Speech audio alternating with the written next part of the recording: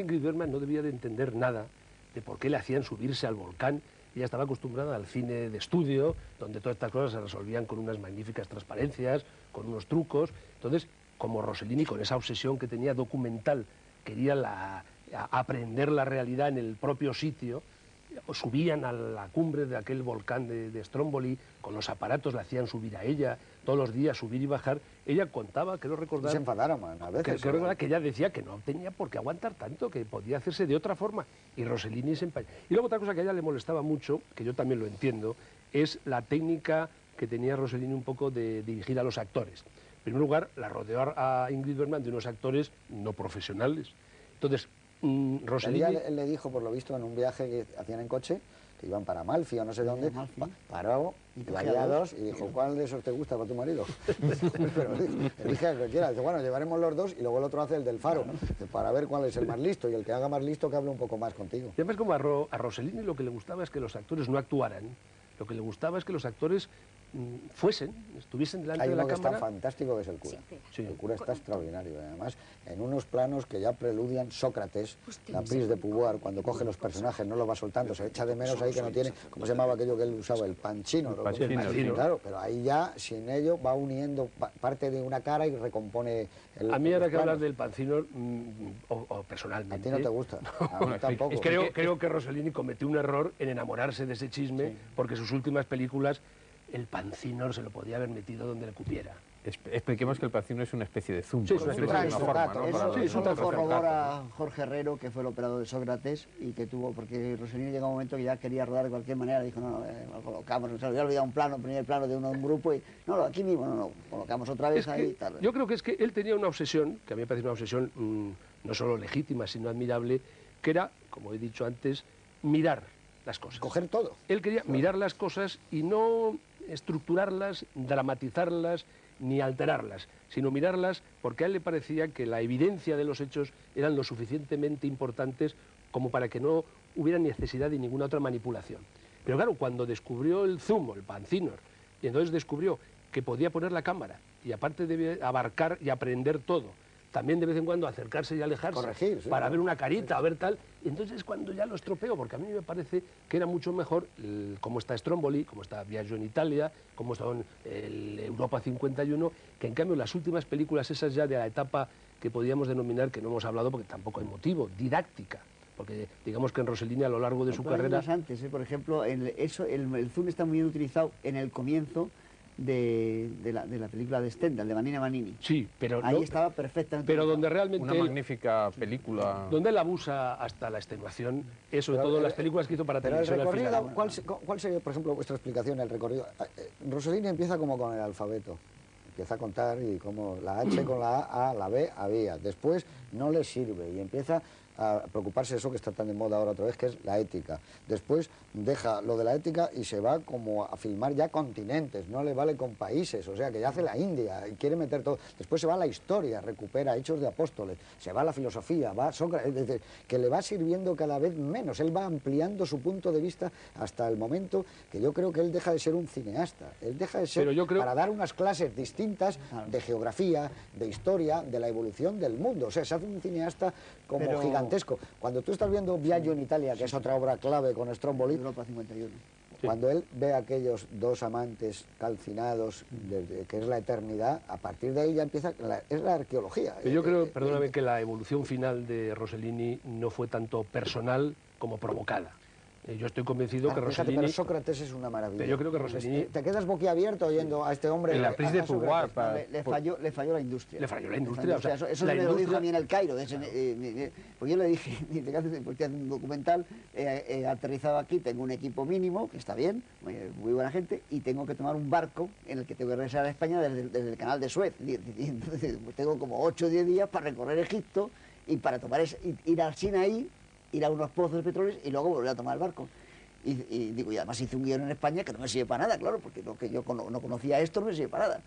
Y entonces me dijo, dice, y me explicó, dice, yo había venido para una cosa invitado por los egipcios y dijo, he venido a dar unas clases, pero realmente yo echo de menos, dice, a mí me gusta mucho el cine didáctico y todo eso, pero realmente a mí la industria me echó, dice, y me separé, eso lo cuenta en alguna parte, me separé de de Ingrid Bergman porque era imposible ya continuar. Era imposible continuar porque nos queríamos mucho, pero teníamos 3 hijos. Ella podía volver a eso, pero yo no me sentía como para ser el hombre cuya mujer traía el dinero a casa. Y queriéndonos mucho, decidimos que lo mejor era separarnos. Y por eso me fui a la India, que era lo más lejos posible de ella. Eso me lo explico así. Ahora, de todas maneras, tú ves la película suya sobre la India y están todos los documentales que se han hecho desde entonces hasta ahora, programas de televisión, incluyendo la BBC, es Rossellini, es el punto de vista. Aquel tipo bañándose en la presa de Hirakud, que ha sido un trabajador que ha ayudado a hacer esa presa y que se da un baño al atardecer con el sol cayendo, dice, bueno, es que de repente... Ese es el estilo, ese es el claro, estilo. Rossellini era una cosa Es que portentosa. ese Es que aspecto había- documental está en Stromboli, porque todo, que se le, Sí, yo en su creo que momento sí, se le un reprochó documento, sí. toda la secuencia de documental acerca de la pesca del atún, con esos planos muy buñuelianos de enorme crueldad sobre los animales, que hay un precedente anterior, que es cuando aparece con un hurón el marido, que es uno de los puntos de fractura ya definitivo del personaje de Karin, y le echa el conejo que ella tiene cerca de la casa, de los pocos detalles humanos que hay en esa casa mineralizada, fosilizada. Bueno, pues todo ese documental es un documental muy personal, muy del estilo, pero en relación con lo que decías anteriormente, yo creo que es que Rossellini empieza filmando la historia como testigo,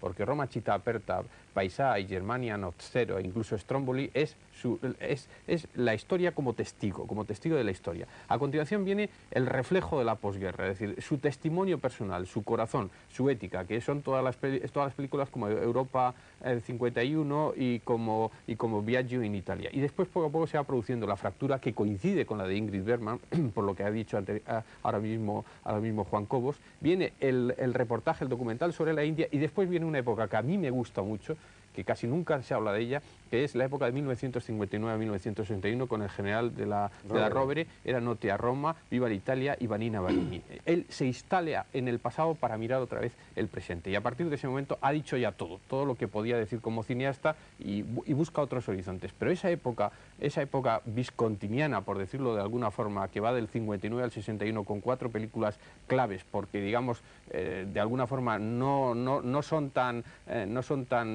personales, entre comillas, porque pienso que son muy personales. Ahí hubo algún momento en el corazón de Rossellini para decir, esto puedo hacerlo de otra manera. Y yo creo que a partir de ese momento ya él se encerró con respecto a una visión y pasó al cineasta didáctico, al que debe de enseñar con otra visión la historia. Porque, por ejemplo, La prise de pouvoir par Louis XIV es una visión de la historia radicalmente diferente de Viva l'Italia. Está instalado en otra óptica, en otro punto de vista, desde la puesta en escena a todo, y no digamos los hechos de los apóstoles. Progresivamente se va deslizando, como decía Antonio Jiménez Rico, a una forma de rodar más cómoda, entre comillas también concretamente, ¿no? E intentando mostrar las cosas. Ella, alguien que habla desde un pupitre, mientras que antes ha estado en mitad de la melé y después un poco o de sí de la melé, por encima del jaleo. Yo insisto histórico. en que me da la sensación que el abandono del cine de él fue un abandono del cine a él. Él llegó un momento que era un personaje incómodo, era un hombre que despreciaba en cierto modo las normas del espectáculo, que sus películas no eran rentables de audiencia, como se dice ahora, y entonces realmente a la industria del cine Rossellini les parecía un bicho raro y un hombre absolutamente poco maleable. Y entonces él no tuvo más remedio que refugiarse en la televisión. Concretamente esta casa le produjo y le financió algunas de sus obras más notables. España en ese sentido tiene una responsabilidad positiva. Positiva, no, cuando Rossellini estaba prácticamente que no le quería nadie, pero una cosa, Eduardo, vino a España a antes rodar. de eso ya había él roto su estilo y, por ejemplo, tiene un éxito espectacular con El general de la Rovere en todo el mundo. Es un éxito de taquilla en todo el mundo, no sé cuántos Yo con premios la consigue. Rovere tengo que aprovechar un pequeño inciso porque yo cometí un error brutal con Rossellini que nunca le he pedido perdón. Yo había leído un libro que me impresionó muchísimo, que se llamaba Cartas de los condenados a muerte de la resistencia italiana, que eran los testigos últimos que habían dejado en las paredes, en los papeles, en todo, los que iban a morir al día siguiente o 2 días después de todos los héroes de la resistencia. Y yo pensaba que el general de la Rovere, yo la enfoqué con esa visión que correspondería más a Roma Città Aperta, pero no al Rossellini que estamos viendo después. Y bueno, pues entonces choqué frontalmente con la película, lo cual demuestra mi poca sensibilidad. Choqué frontalmente porque yo creía que iba a ser eso y no era eso. No, Era una evolución moral. El general de la Rovere fue un gran éxito suyo, fue su recuperación.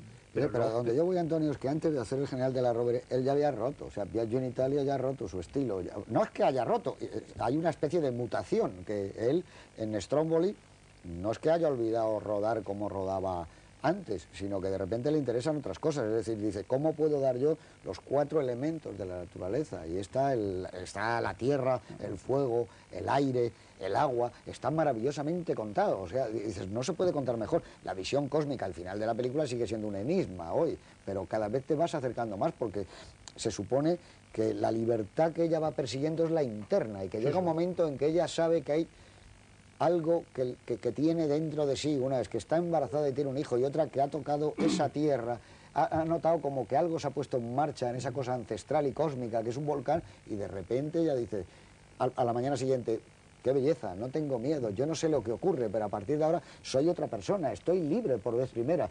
Por eso al final en Estados Unidos decían que es que ella volvía con su marido y con su hijo a la isla. Otros dicen, no, morirá al dar la vuelta, va con el farero. Dice, no importa nada. Eso sí que es una ruptura, que ese final por vez primera dice, no, si a mí ya no me importa más, quiero haber sido testigo de ese acontecimiento, luego ya no me interesa. Yo creo